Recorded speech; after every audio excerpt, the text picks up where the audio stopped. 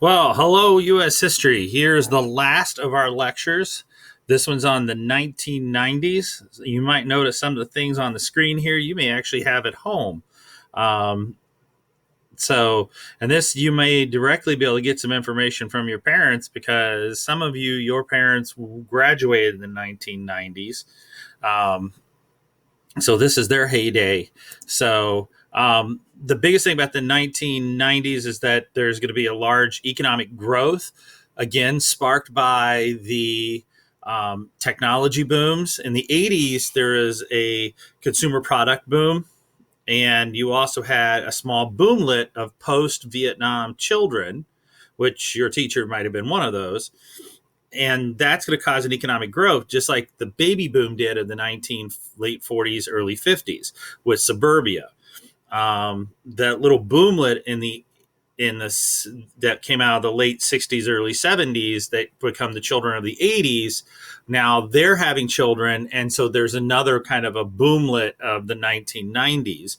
And you have, just like technology in the form of the Walkman, the VCR, and the DVD player, that's going to cause an economic growth. But in the 90s, you're going to see that same thing now with technology in the form of the cell phone, the internet, and you started the .com kind of boom, and that's the bubble that's going to burst in the 90s. In the 80s, there was a recession because of trickle down economics that came from Reaganomics and the massive government spending in the military. In the 90s, the bubble that's going to burst there is the .com industry, that everybody and his uncle was investing in these .com companies, and that's going to cause an economic collapse later. And we're going to see the continued problem of globalization.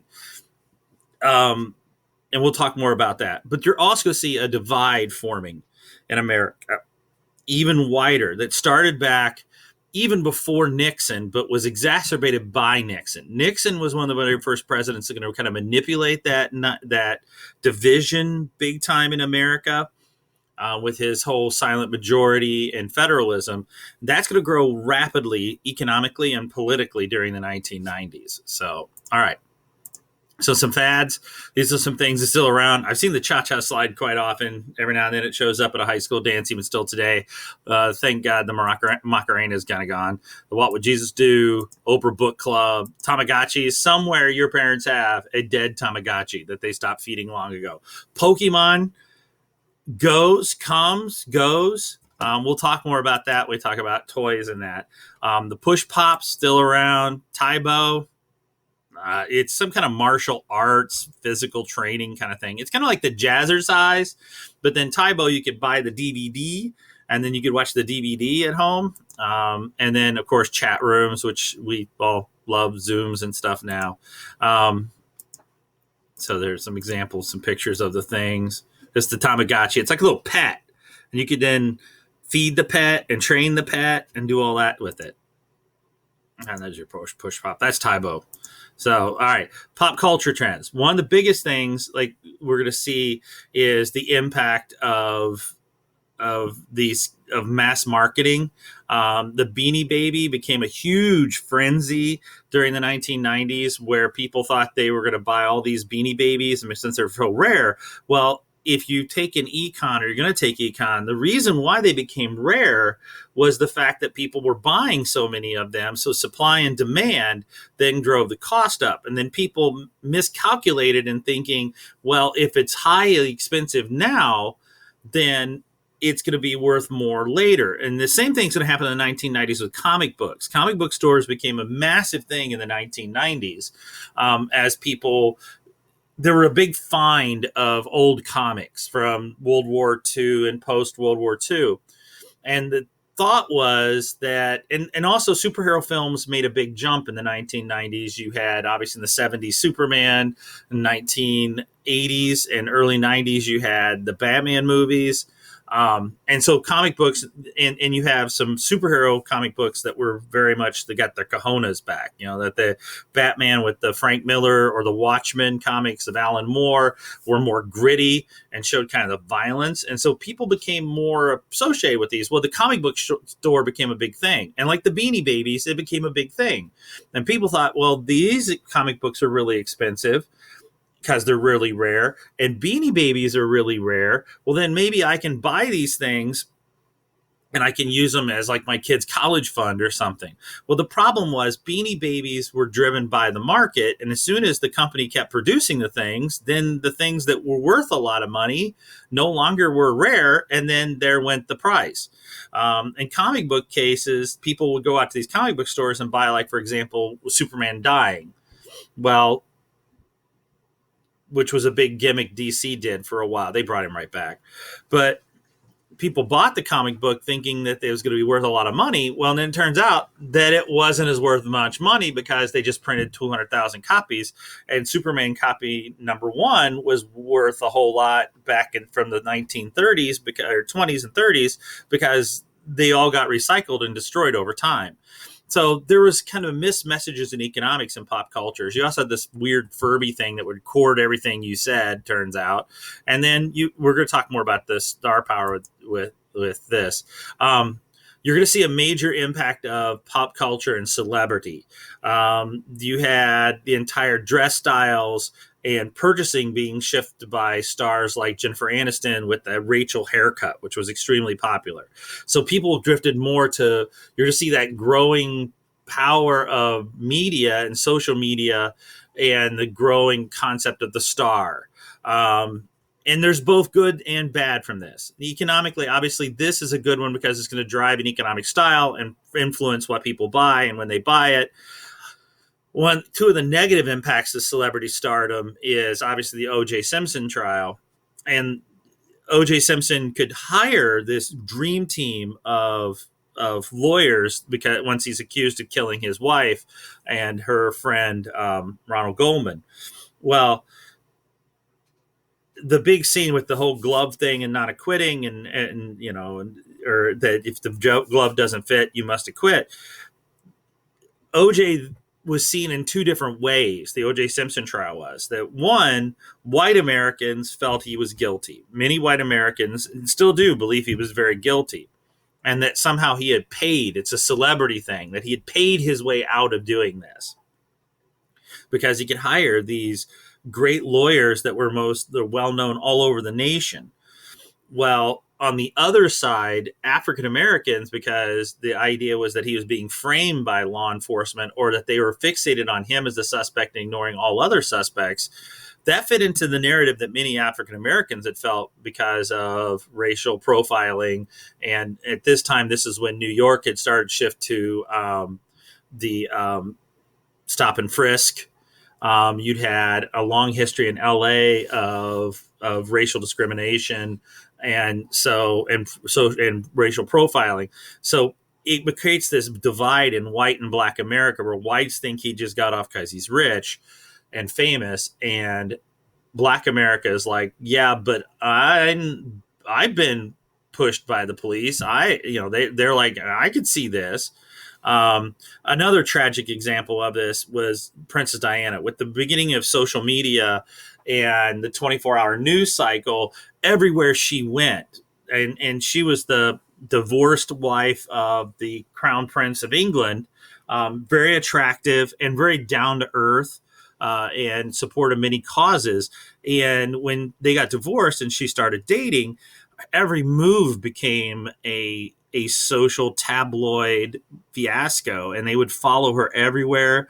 The night of her death, her and her soon-to-be fiance were in Paris. They were trying to get away from the paparazzi, who were the photographers that would chase on motorcycles. Her motorcade, turns out her driver was slightly under the influence, and the motorcycles caused an accident and killed her and her fiance. And so it showed that there's a point where you can go too far with following celebrity. And there's a couple clips here from her funeral. And that's the same reason you're seeing today with her son, who has with Meghan Markle, the attacks on Harry's wife and the racial comments they've made and the 24 hours of following them is why they left the royal family and have moved to Canada. But this also, in a way, saved the royal family too, in that the royal family became extremely popular and humanized by her and her death, and probably saved the royal family's position in England. Entertainment, we're going to see the impact of the digital media, both good and bad. Movies like Titanic and Jurassic Park are going to have these huge budgets that use a large amount of CGI. That's how they create the dinosaurs, partly in Jurassic Park. It's how in Titanic they're going to create this sinking ship. And you also have movies like Toy Story, which are completely animated. Well, that's great because it opens up this whole new genre that movies can be made in. The problem is, though, is it also causes large amounts of unemployment. Most animated movies were drawn and painted by hand. So entire rooms of people in studios were fired because they were artists and they weren't needed anymore because 3 programmers could do the entire work that they could do. Animatronics artists are still around and they still use them, but there's less demand for them because you could create these CGI dinosaurs that need less animatronic devices. Titanic, yes, it allows you for these huge expanses, but now you need less sets and you need less costuming. And today they can actually, like you saw in like Star Wars Rogue One, that you can actually take actors that have been dead and put them into movies. You saw that with Carrie Fisher and her part at the end of Rogue One, and scenes that she had shot for the newest movie, Star Wars, the movie that's just released, or Governor Tarkin, who had been dead for years before they filmed that movie.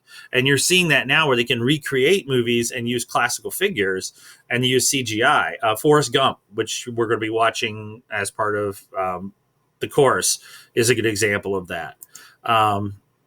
There's also those old fears in entertainment that continue. You've got the fear of technology with the Matrix, that the world you're living in is just a computer-controlled environment.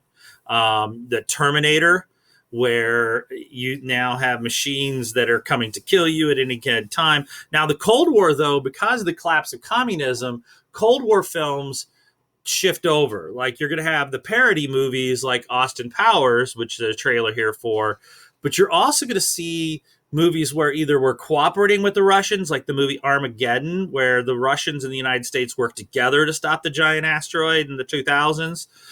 You're going to see examples in the 1990s where the Russians aren't the bad guys anymore. It's the beginning of international terrorism. And drug lords are more the focus. Like James Bond movies in the 90s shift away from the Cold War dangers to where Bond is fighting drug lords, multimedia companies, news agencies, and he's fighting like oil conglomerates. So, and real estate agents. There's a really bad movie in the 90s about that. So there's that Cold War shift, but there's still that fear of the technology with the Matrix and movies like that. Violence is going to increase drastically in entertainment in the 1990s. And part of that, and you saw this beginning in the 80s, and now it's really going to start in the 90s with video games like Doom. And so you're going to see part of it is the desensitization of Americans from the news, that you see violence every day. And therefore, it intersects into your entertainment, and that with CGI and with new techniques, you can recreate that violence in a more realistic format. And Americans then demand that because they want that cathartic effect. If it doesn't look real, then why am I watching this? And so you're seeing horror movies like Scream, Silence of the Lambs.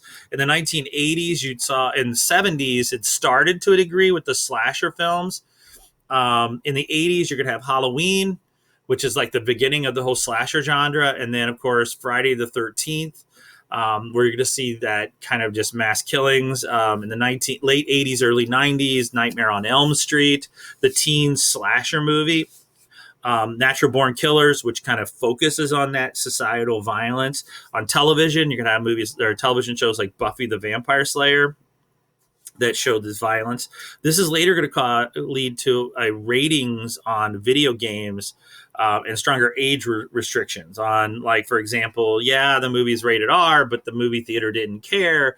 Well, now there are going to be stricter social ramifications on movie theaters that let kids into movies that are younger. And there is a pushback on television. You're going to see a television rating system comes out of this too. But it's a lot of it is the desensitization of Americans to violence that then causes us to want, if it's not realistic, then we're not going to believe it. We're not going to watch it, which amps up the violence. And it also is tried to link, and there's no social connection to it, but there were attempts to link this to the school shootings and violence that happened in the 1990s also. You're also seeing the beginning of the indie film, where because of the internet, you could promote a movie and don't need a large studio. Best example of this, the Blair Witch Project, where these filmmakers basically create a documentary style movie using, small handheld cameras in many cases to create this narrative of these filmmakers being stalked by an evil spirit. And then they did a social media push to make it look like the filmmakers were real people that had been missing. And they create this huge hype. And when they bring people in, they make them think it's a documentary. They didn't need any major studios for advertising. They let the internet do it themselves. It was like a milk carton advertisement system.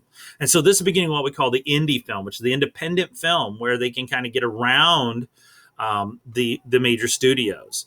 You're also going to see the beginning of the 24-hour news cycle, which is going to be expanded in the 1990s. It starts with CNN and then expanded with Fox News and MSNBC as cable networks. In the 1980s, cable television became a major part of American lives.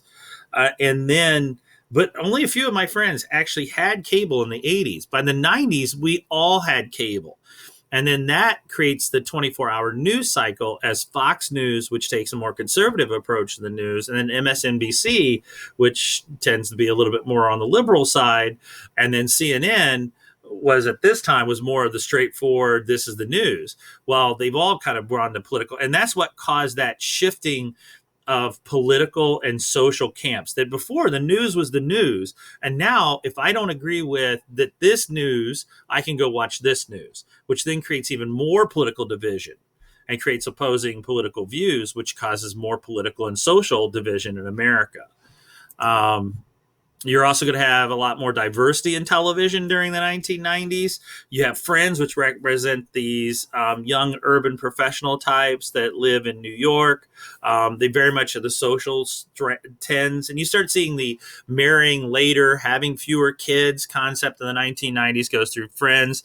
The working woman who's trying to make a point in her life and try to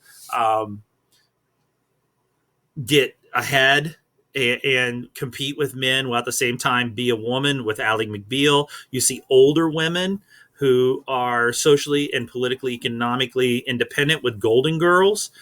Fresh Prince is kind of like a Cosby Show kind of approach here. But it addresses a lot of issues like drug usage, abandoned parent. The episode, the clip here is one where Will Smith confronts his estranged father, who comes back into his life and then leaves him again. And the end of the scene when he breaks down, that wasn't in the script. It was Will Smith literally channeling what happened with him with his father. And it deals with a lot of issues, even though it's kind of a comedy and he's living in this Bel Air, fancy home with his uncle and his family. It addresses a lot of the social issues that African Americans faced in the 1990s. 90210 is that kind of teen culture in the 1990s. Ellen, which is 90s and 2000s, Ellen is one of the very first openly gay actors who comes out on television. And then The Simpsons, just a smattering of everything. I mean, there's a cartoon version of Saturday Night Live that literally makes fun of everything and follows no social norms in many cases. And of course, Seinfeld, which was a huge cult phenomenon in America, is a show about nothing. It just, each episode just kind of builds on itself, and it became that water cooler connecting America moment, is shows like Seinfeld did. Kind Television started airing shows and cartoons with more adult humor in the night because of cable television, and so that's what's going to lead to the television rating system in the 1990s.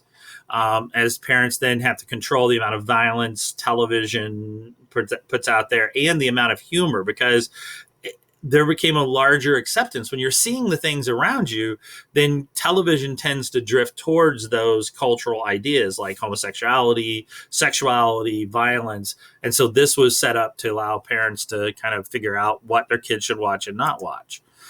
Children's television, one of the biggest things from the 1980s and 90s to kind of bring them both together was that more parents both were working. And so kids would come home and you saw a lot of product placement or food products, like the latchkey kid of the 90s. It's a kid who comes home on the bus, lets himself in. That's the Lunchable. That's the fruit snacks. That's the Kool-Aid with the twist tops, the Ecto drinks, that the high C drinks in the little boxes, because then kids could come home, make themselves a snack. Well, then they would sit down and watch television, and television was one that basically the cartoons become one giant ad. In the 80s, late 90s, or in the early 80s, late 80s, early 90s, you're going to have G.I. Joe, where they come with this product, this toy. Well, they want to market it, so they create a comic book and then use the comic book to create a television show. Teenage Mutant Ninja Turtles, same thing. They've got the comic book, they create the toy, they create the show to sell the product. Transformers, Teenage Mutant Ninja Turtles, Mighty Morphin Power Rangers, Pokemon. Every time you get the cards, then they come up with a new series that makes you want to buy the cards. So the cartoon itself becomes a commercial ad. And then in between the commercial ad, which is the television show, you put commercials to tell kids to buy these things like Happy Meals and juice boxes and Lunchables.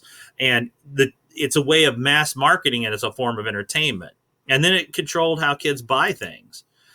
Here's kind of a list of the kids' shows. You also saw the beginning of actual education or children's television with cable, like you saw with Nickelodeon had what came out with Blue's Clues. So it wasn't just PBS anymore. And you also saw the beginning of television networks that are just geared towards kids. Disney Channel, where you're going to see them. The Mickey Mouse Club comes back in the 1990s. So, and of course, SpongeBob. Can't forget SpongeBob. Reading, though, however, became very popular in the 1990s with J.K. Rowling's Harry Potter novels, which started in the 90s, which has a huge uptick in children's reading because of the Harry Potter series. So that was a plus. So music, some different styles, dance, pop, a lot of pop, industrial rock, Brit pop, a little techno in there. Grunge is probably one of the more effective. Hip hop, and of course, gangster rap. Gangster rap is going to be that is going to come out of the urban areas again, and shows that social, economic plight of African Americans, and a lot of the music addresses those issues, like with NWA, and so it became very lucrative. And then the subgenre of hip hop came out, but hip hop tended to promote, the rappers were connected. Many of these early rappers were connected to gangs. There was a lot of profanity, sex. They talked about rape, drug usage, abuse. You're going to see hip hop then is going to kind of take that idea, and you're going to mix some of those in with and have kind of a degrading concept for women in many of the musics. And here's some of those examples of. I picked Coolio for the simple fact that I know if you played around your parents, this one's not going to be bad because it came right out of a movie. So these are some of the big gangster rap performers there. Grunge is a pushback against the conformity concepts of consumerism from the 1980s and 90s. So if gangster rap is coming out of the urban areas, East Coast, West Coast, major cities like LA and New York, grunge comes out of the Seattle area, which is this very pushback against the the consumerism and industrial conception of creating music that came out of pop music and stuff like that. And it's very much a pushback against consumerism. And so the biggest band of this was Nirvana. With Kurt Cobain. Pop music still going to be very popular, being driven by studios, and you're going to see the creation of groups like boy bands, which you're going to see NSYNC, Backstreet Boys. You're going to see increased sexuality for women again in pop music with Britney Spears and the Spice Girls. So, and they also going to drive consumerism and fashion. Other popular artists here, you got Aaron Carter, Pearl Jam, Radiohead, Green Day, Dave Matthews. So, which kind of fit in all kinds of different concepts of styles of music during this time. Sports, one of the two of the biggest things that come out of this, obviously, is you're going to have the NBA is going to have their large superstar, their megastar, which is they're going to influence purchasing. Michael Jordan. Michael Jordan came out in the 85 as a rookie. By 90 is the peak of his career. They're going to win with the Bulls multiple titles. The thing is, though, it's also going to create mass marketing. The shoes, the jerseys, the trading, the cards, the documentaries, the videos, the basketballs. I mean, they slapped Jordan's face and Jordan's image on everything they possibly could, which created a huge amount of sales. You're also going to see the beginning of the 24-hour sports cycle. Before this, major sports were limited to regional. And then you saw the beginning of a thing on Sundays when sports would kind of decline. On Sunday afternoons, ABC in the 1970s came out with a thing called Wide World of Sports, which then covered things like gymnastics or Evel Knievel jumping sharks in Nevada. Well, now by the 80s and the beginning of cable television, there's this kind of demand for even more and more sports. And by the 90s, with ESPN coming in, now you have the 24-hour news cycle. So you could watch regional games. You could watch tumbling competitions and ice skating or hockey, all these things at any time you wanted on ESPN. One of the other problems that came out was the drug enhancement programs being taken out in baseball. Mark McGwire, Sammy Sosa, and the whole home run slugger competition they had brings light to this idea that they were juicing. And then that begins in the 90s, the whole beginning of the drug enforcement and the whole testing program. Inventions, you're going to see the Human Genome Project that's going to map out the human DNA. We're going to put the Hubble telescope into space so we can see the end of the universe. You're going to see VHS is going to change to DVDs. We're going to see MP3s are going to play, and iPods are going to replace your Walkman. We're going to see technology from the military start coming in with digital cameras and GPS satellites. We're going to see the beginning of the internet and many of the other concepts that we're going to talk about in a second. PDAs, DVRs. You can watch it whenever. You don't have to worry about rewinding. Video games are going to convert over to CD, which will be the beginning of the PlayStation 1 and then the PlayStation 2, and eventually the GameCube, and using DNA for. And so the biggest boom that's going to happen economically is the internet, with email and then the beginning of websites and going on and being able to purchase the things you want. You'll see the beginnings of the very first concepts of Amazon coming out during this time. And there's going to be a huge technology boom economically as people invest in these internet companies. The problem is there becomes a bubble. The market becomes saturated. You could buy dog toys, you could buy hair scrunchies, you could buy anything you wanted. And then obviously eBay would be one of these examples of this. But the problem is all these companies came out and then they glutted the market, and then the stocks fell, and then people lost their livelihood because of that. So, and then of course you see the cell phones become, instead of the big brick phone of the 80s, then or the bag phone of the 80s becomes the flip phone or the small phone that makes it easier. You could call people anywhere in the world, become more connected, but at the same time, it changes. Before this, office was the office. You worked in the office, and then when you went home, you were home. Or when you went out with dinner with your wife, you didn't get phone calls to say, when you went on vacation with your family, there was no way the boss could get a hold of you. Now you're getting text messages, you're getting phone calls at Disneyland. Did you file those reports? Well, sure, I can do that when I get back to the hotel. I'll send them to you. I mean, America becomes a 24-hour working process because of the internet.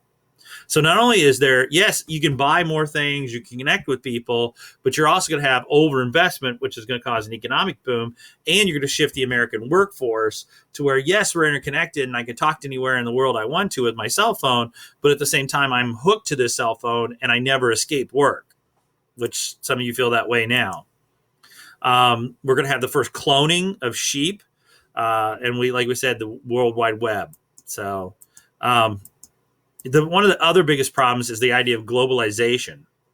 Part of the reason why what's happening right now in 2020 with the pandemic is that we shifted to a service industry nation.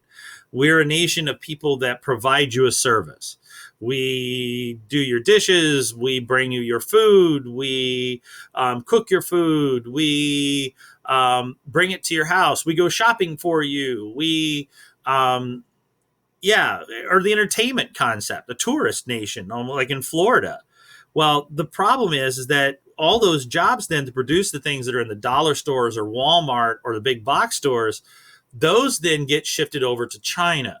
So even though you're buying things extremely cheap, because that's where the labor is cheap, they're not paying them minimum wages or benefits or things like that. And therefore, I can buy things at the dollar store for a reduced price. The problem is you're not making those products in your own country, which then when you're in a service industry and you can't serve people, it causes an economic collapse. You don't make things for the most part in America. I mean, we do make some things, but we don't make a lot of things.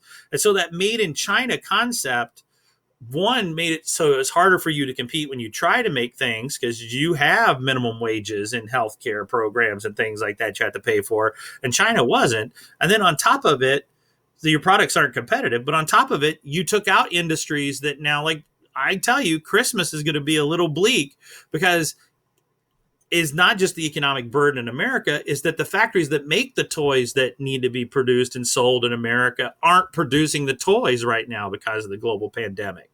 And that's the problem of globalization. Yes, it creates things cheaper and makes it so you can buy more and be a better consumer and stimulate the economy. But the problem at the same time is it ships jobs to other countries, which then reduces your ability to purchase those. Or in times of need, you can't produce the things you need because you are relying on other countries to produce them.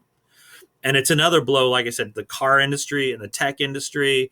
It's going to be a blow eventually to the clothing industry. It's a blow to entertainment industry.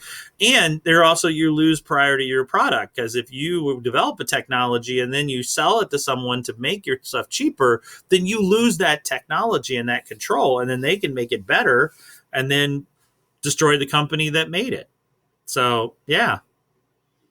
Globalization is a good thing when you go to Walmart to buy things. It's a bad thing when you get out of college and you're looking for a job. So there you go. We're also going to see continued issues with the AIDS epidemic in the 1990s, but that's going to shift because there's an interest in, before it was seen as a disease that attacks those people. And now it's seen as a pandemic, and you're going to see more interest in the gay rights movement because of that. You also had the collapse of the Soviet Union, but yet we're still spending money on counterinsurgencies because we shifted basically from fighting communism to fighting international terrorism. Because before this, the United States and the Soviet Union kept some of these countries in check. Well, now that's not happening. So, in the beginning of at the end of the 1990s, you're going to have, or the beginning of the 1990s, sorry, George Bush, who is the vice president of the United States, his major opponent, Ross Perot, and Dukakis was the person he's running against. And Perot would help split the vote. Key events that happened in the early 90s that we may not have talked about in the 80s PowerPoint. One, obviously, is the invasion of Kuwait by Iraq. The United States will form a massive coalition to go in and push him out. That's important because of two reasons. One is this is going to set up Al-Qaeda. The use of American forces in Saudi Arabia and women in positions of military power offends people like Saddam or Osama bin Laden. Also, other U.S. policies such as supporting Israel and places like that are going to feed Al-Qaeda. And then Al-Qaeda has become a major terrorist organization in the 1990s and obviously in the early 2000s. The other thing is that this sets up the second Gulf War, as America doesn't go in and take out Saddam Hussein, who had used chemical weapons against the Iranians and had done vicious things in Kuwait. And then another thing, but a positive thing it does is America we had gone through that funk through the 1970s, and we now saw that massive buildup with the flag waving and the Strategic Defense Initiative under Reagan. This kind of gives us our courage back. We become a major world power again because we go out and we just decimate the Iraqi army. A negative aspect that happened in the 1990s also is the continued racial division in America. Rodney King, who was the toxicology reports does show he was under the influence of drugs, but he was assaulted by multiple police officers and it was caught on film. It's the beginning of this idea that everyone has a camera and that any event and a piece of history can happen at any time, anywhere. And Rodney King was assaulted by 4 police officers. They were acquitted of state charges, later found guilty. A couple of them were found guilty of violating his civil rights later. But the 4 police officers were acquitted of assaulting him, and that triggered riots in LA that destroyed entire neighborhoods. You can watch the little video clip, and it showed that racial divide in America, that one side of America saw everything as going well and great and economically, and typically that was the white side of America, and minorities, and typically, and most importantly, African Americans didn't see the same social, economic, and political benefits. And this kind of rage boiled over with the Rodney King riots. The next election, you're going to see Bill Clinton comes in. Bill Clinton's going to defeat George W. Bush. He's going to run against Bob Dole. And you're also, though, at the same time when this happens, you're going to see a conservative Republican rise in America with Newt Gingrich as the head of it. So they're going to take over the House of Representatives, and they had this thing called their contract with America, where they're going to push a very much a Republican, Reagan-type, small government, tax cuts, conservative, social conservative agenda with their contract with America. Bill Clinton, a liberal from the South, governor, is he's going to be one of the first ones that, he's a post-World War II, post-Vietnam. He was around Vietnam. He didn't serve, though. He was too young. He's going to loan money to Mexico or lift the ban on trade with Vietnam during his time. He will also be impeached. So big things about the Clinton administration. We got that whole, Clinton beating Bush. He comes in. The second time he's going to run against Bob Dole. So the first time around he's going to beat George Bush. And Ross Perot's independent run about cutting budgets and cutting spending, that's going to help drag votes away from George Bush, and that's going to help Clinton win. The second time around is he's going to run against Bob Dole, and that's when the second time around is when we get that contract with America. All right. Clinton is going to see one of the largest growths in economics Okay. During this time, we're going to see the passage of NAFTA, Don't Ask, Don't Tell, the Children's Health Insurance Program. So we are going to see some movement in helping individuals who don't have health care by helping children. It was a program parents could sign up for relief or assistance in purchasing insurance.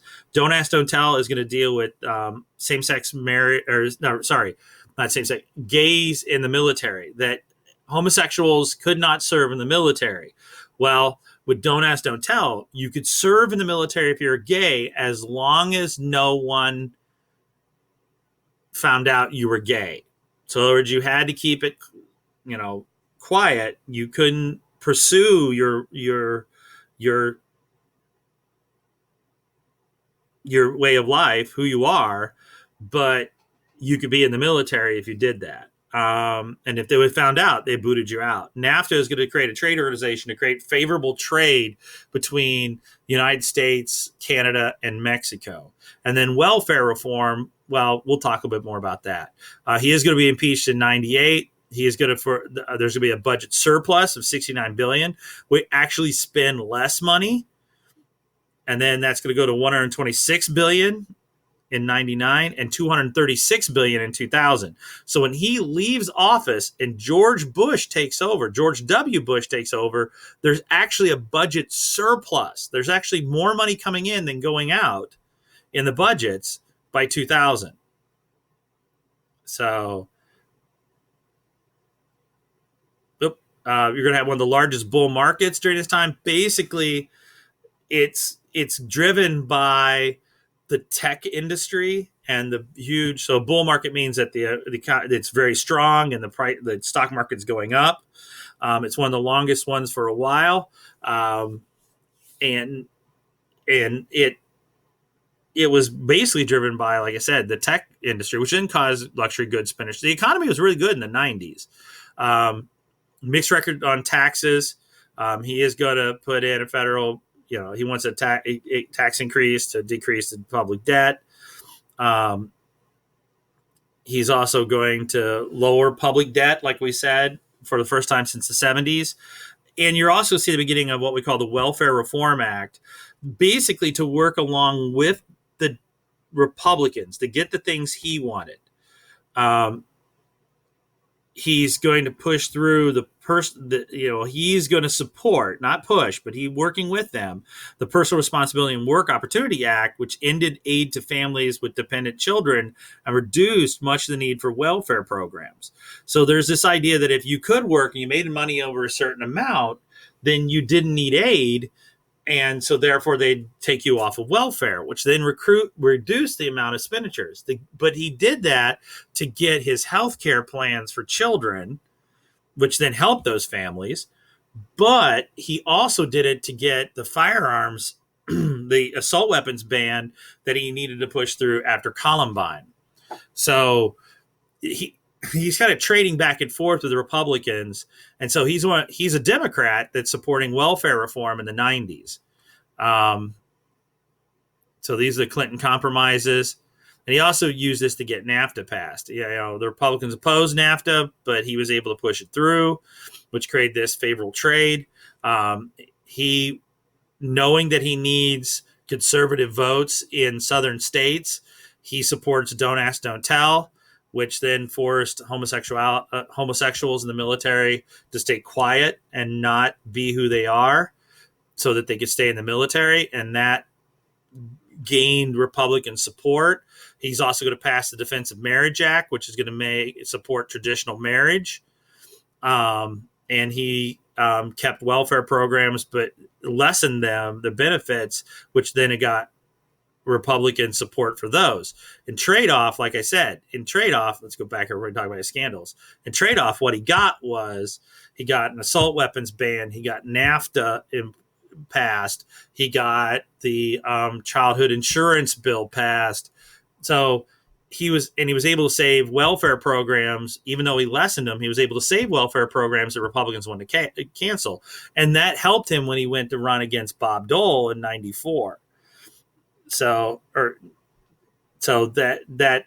he beat HW because of Bush, because of Perot, but this time he was able to use these compromises to help garner support against Bob Dole in the upcoming election after that. So, and this was the big scandal.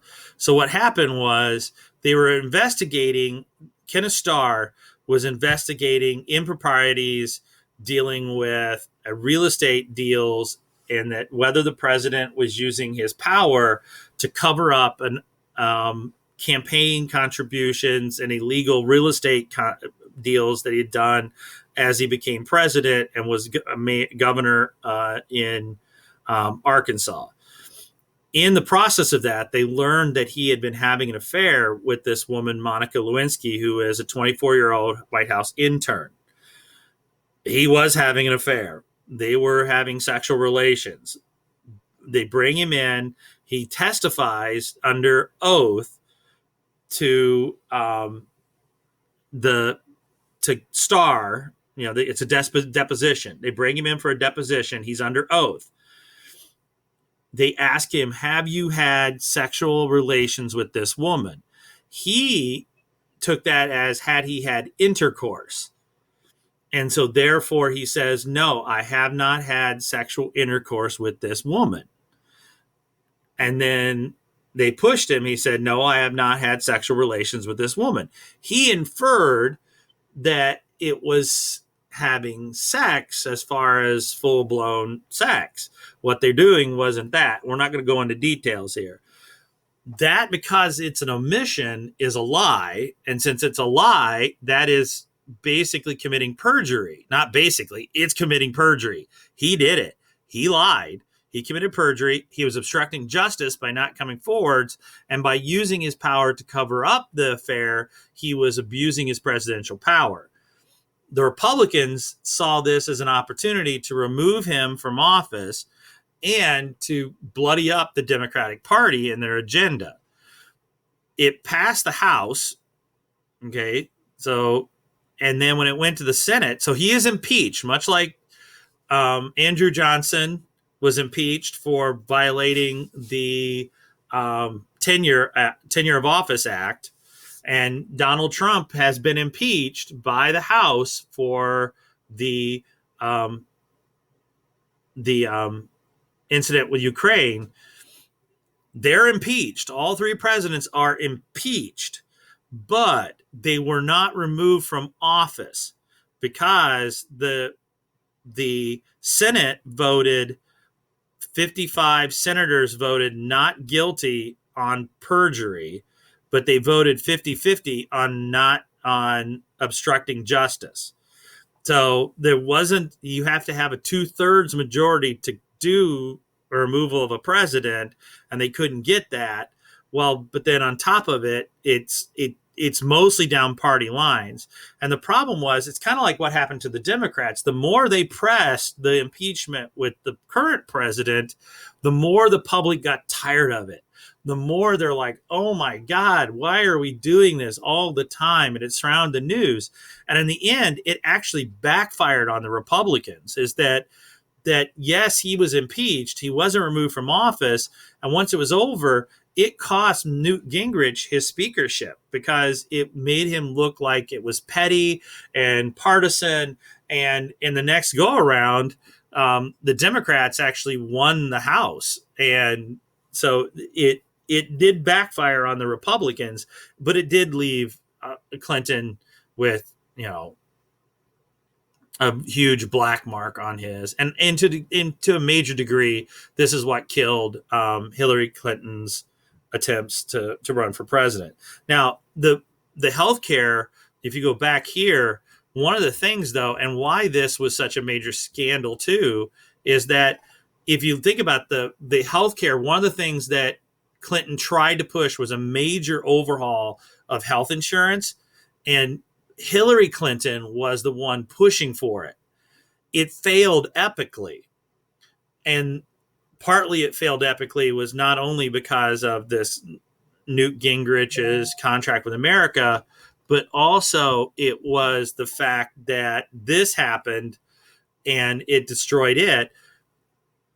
And so Hillary tried to push for it, and that was one of the things that got tied to her when she tried to run, was not only the scandal in her part in forgiving her husband and criticizing Monica Lewinsky for the actions and not as much her husband, but also the fact that she'd failed in healthcare programs before when she was the first lady. So, yeah. Other key events, Columbine, which was one of the very first and bloodiest of the school shootings. A lot of talk came about the violence in television because of it, and movies and video games. A lot about in-school bullying and that. It turns out that Harris and Klebold were sociopaths, that all the love in the universe wasn't going to stop them from doing what they were doing. There, out of it did come, like I said, the restriction on video games and the ratings on video games and movies and television. You're going to see the assault weapons ban goes into place after this. And they also changed the way schools address shootings. Part of the reason why the body count was so high was because the pattern of law enforcement was to wait, assemble, and then approach in mass with a SWAT team. Now, and that's what allowed Harris and Klebold to kill so many people and then commit suicide. There was no security systems. I mean, there's no buzzing doors. People came and go into schools anytime they wanted. Now, law enforcement, the minute they arrive on scene, every officer is a first responder and takes a tactical position. They all go in from all different directions. They enter that building, and their whole goal is to find the shooter. So it changed police tactics. And there have been many school shootings since. Oklahoma City was an example of domestic terrorism. So what happened, there was a group called the Branch Davidians.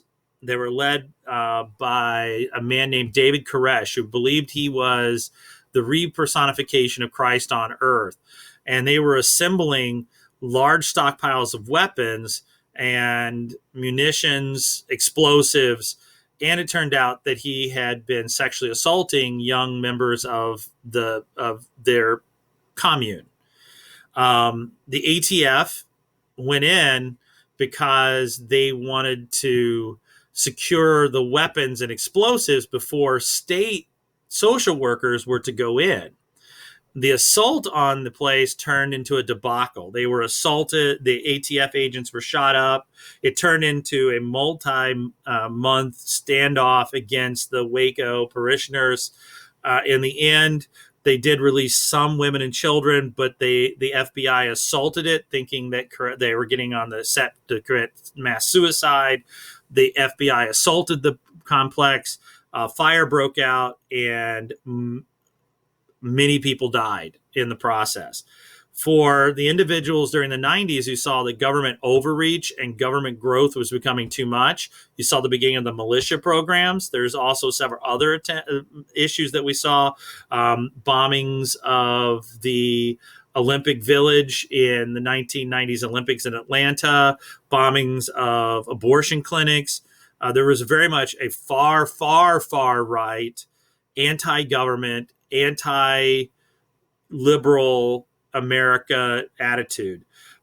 The assault on Waco then triggered Timothy McVeigh, who was a veteran of the first Gulf War, who had fervent anti-government ideas.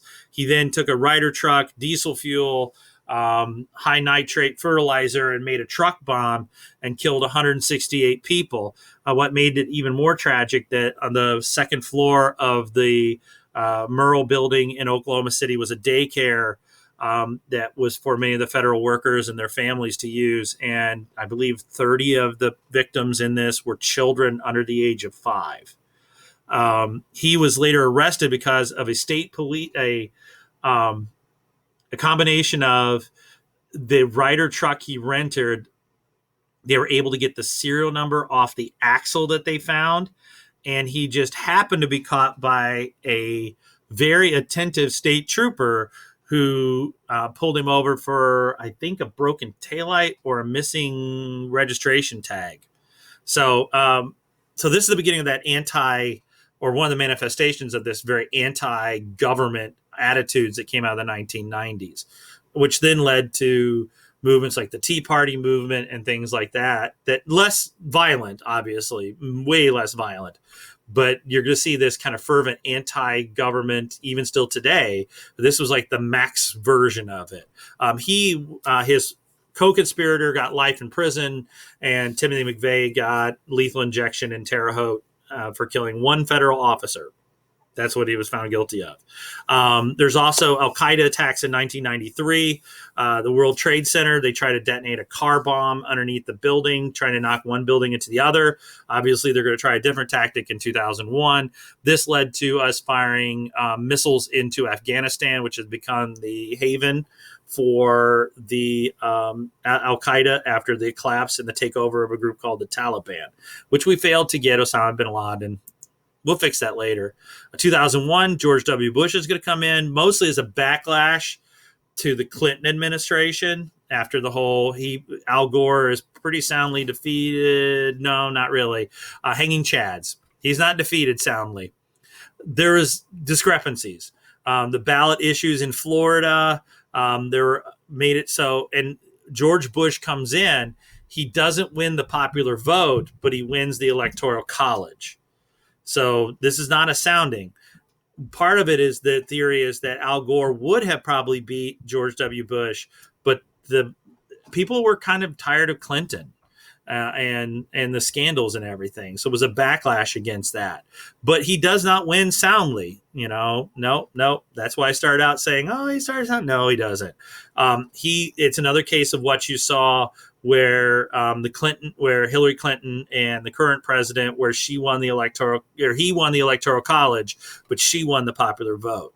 And part of that hangs on what happened in Florida with the issues of balloting irregularities, that they didn't punch through. You had to punch through these little things, cards, and they didn't punch their way through with older voters, or the way they designed the ballot made it confusing. But he still became president. One of the things you're going to see out of this is the second Gulf War, which is going to be triggered partly by the fact that we didn't finish the first one. Aggression and buildup of weapons against what they were told in Iraq by Saddam Hussein is going to lead to the second invasion of Iraq by the president to take out the weapons of mass destruction. And it's linked somewhat to what happened in 9/11. The biggest invasion of the Bush administration is going to be Afghanistan after the 2011 attacks, or the 2001 September 11th attacks, where hijackers flew two planes into the World Trade Center, and then another plane was to slam into the Pentagon. A fourth plane was stopped by the passengers, and it crashed in Pennsylvania. A lot of this was linked to, obviously, our failures to stabilize Afghanistan after the Russians pulled out, and we helped cause that by helping the Mujahideen. The failures to take out Osama bin Laden, the lack of security on in airports, the fact that most flight crews were trained to just cooperate because you're going to be taken to a foreign country. We're still operating our Cold War concepts. But this is going to lead to the longest war in American history, which is the invasion of Afghanistan, which we are still there today. Eventually, we will take out Osama bin Laden under the not the Bush administration, but under the Obama administration. So, and it does. The 9/11 attacks changed everything. It changed security. It changed. You're going to see the passing of what they call the Patriot Act, which allowed the government kind of a carte blanche spying. They're going to create Guantanamo Bay, where they can hold people indefinitely without court hearings. So it created a massive war on terrorism, which is going to change the way we fought wars and that. Ronald Reagan's going to die in 2004. We're going to have a huge bull market, mostly fed by housing. So the last bubble in the 90s was the technology, and then we overinvested, and then that collapsed, and then that led to, well, everybody investing in housing. And then the fact that there was lack of regulation of the housing market and of the banks that are loaning the money, and they could bundle the high loans that were bad, and then they had balloon payments tied to them. Well, that causes the collapse of the banking system. And by the end of the 2000s, coupled with the huge debt generated by wars in Afghanistan and Iraq is going to severely cripple the U.S. economy. You're also early in President Bush's presidency in 2005. You're going to see one of the deadliest hurricanes in American history is going to take a huge chunk out of Louisiana, Mississippi, and Alabama. It's going to kill about 1,600 people. And caused about $75 billion. There were some serious questions over the government's response to Katrina, and that possibly they weren't hiring the proper people. One of the things is kind of a split on what he did, good and bad, is that one of the biggest is the No Child Left Behind, which probably influenced you the most. It was one of the first educational reforms since the 1960s that was pushed through in large scale. The positive part of it was that they created standards and that kids had to be measured. Every kid had to be measured. Every kid had to show that they were learning something, which was great. It was a great idea. And it helped education and sparked new ideas and new ways of learning and new ways of teaching. However, it also created one of the things you love so much, the massive amounts of standardized testing. And eventually the idea that how much testing is good is that sometimes it's not going to tell you what you want. And then every kid isn't going to reach the same level. People learn differently. People have different interests. Some people are math oriented. Some people are reading oriented. Some people are artistic, and neither are the other two. How do you test artisticness on a standardized test? And so that was the problem with the system. But it did improve education and did spark interest in education and technology in education. So it was kind of a twofold kind of thing. And the housing thing was great. People could buy houses and stuff. The problem was there wasn't any regulation on it. He also, though, is going to put massive amounts of money into the AIDS research during this time period, which is going to help spark the inhibitors that allow people that have AIDS to live, for the most part, normal lives, and abates the negative impacts of infection and things like that. He also is going to allow people to have children, even though they have AIDS. He's also going to fight global pandemics and food shortages around the world. So he did a lot of stuff outside of America that was really good. And like I said, this wasn't a bad. There's some parts that weren't overly thought out. And this wasn't bad that people could buy houses. It's just the market wasn't being regulated, and it led to a collapse. When he serves his 2 terms, Dick Cheney, his vice president, isn't going to run. And that's going to lead to the first African-American president after he defeated Mitt Romney and Hillary Clinton. So you're going to see several major parts out of this. The Affordable Care Act is going to be passed, which is one of the largest reforms for healthcare since Medicaid and Medicare in the 1970s. It's got issues, but it was a major reform that did help many people for the first time have insurance for healthcare. There is going to be a failure to protect the ambassadors in Libya when Libya collapsed, which led to a massive investigation of 38 hearings on Benghazi with the death of U.S. ambassador. He's going to end Don't Ask, Don't Tell, and we're going to see the end of the Protection of Marriage Act. So same-sex marriage becomes legalized through the Supreme Court across the entire United States, and you can now be openly gay and serve in the military.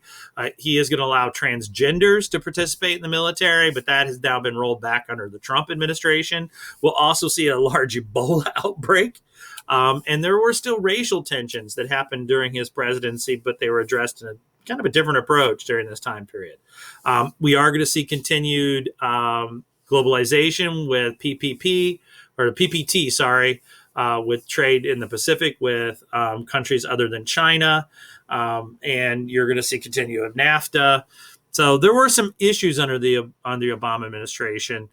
He also oversaw the bailout of both the auto industry and the banking industry after the collapse from the housing industry. So there is steady growth of the economy, but not at the same rate, since the economy collapsed in many cases because of the housing issues. So that's the 1990s and early 2000s. that's the end. We're not going to go too far into the Obama administration, and we really can't talk about the current president's administration because we're still in it. So that's everything. I hope I covered everything you needed. And don't forget to do the activity. So talk to you later.